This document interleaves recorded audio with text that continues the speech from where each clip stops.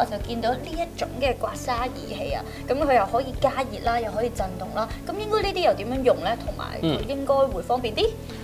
睇落就應該實方便啲啦，因為始終佢唔使用咁多指力啊嘛，咁亦都有加熱同埋震動嘅功能啦。咁其實特別喺啲天氣啦，譬如肝經，譬如可能要牽涉啲大髀內側比較容易凍親嘅地方，有加熱就非常之好啦。咁而可能女仔嘅手冇咁大力，其實你要深層啲嘅時候咧，咁就要靠佢個震動功能。好，咁呢個要點樣用啊？咁其實咧我哋簡單介紹咗個肝經先啦。咁其實我哋嘅肝經咧，大概會由我哋嘅腳面啦，一路行到小腿呢啲位置，一路上去到大髀內側，再斜翻上去個胯位嘅。咁其實我哋嘅肝經嘅走向咧，就係由下至上，係啦。咁我哋中醫個 concept 就叫順為補，逆為瀉，所以順住條肝經行咧就叫補肝。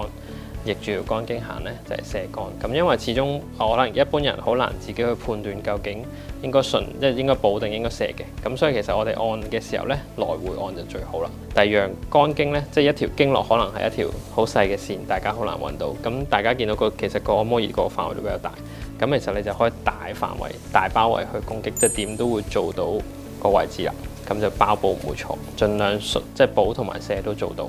咁中醫都係講叫做平補平瀉啦。咁如果真係想究竟我係疏肝好啊，定係補肝好呢？咁呢啲就要問翻專業嘅醫師啦。